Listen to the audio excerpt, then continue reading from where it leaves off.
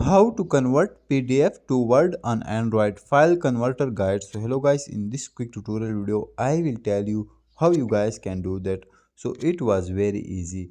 Our first step will be you guys can go to Chrome browser or any browser in your phone. So I will simply click on Google Chrome browser because it's best. Now you will simply open new tab. Here you guys will simply search for convert PDF to Word. So I will simply search for that. Once we search for that, here you guys can see a lot of websites. So you guys will simply search for online.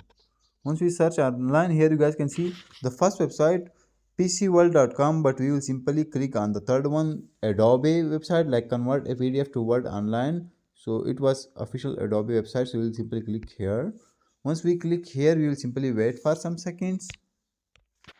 Here you guys will see convert PDF to Word. Also you guys can see select file. So simply click on select file and select your PDF file, and you guys will simply upload your PDF file. And once you upload that, after that click on convert. So once you click on convert, the conversion will be started, and once it's ready you guys will see download option. So simply click on download option, and once you click on download option, that's it.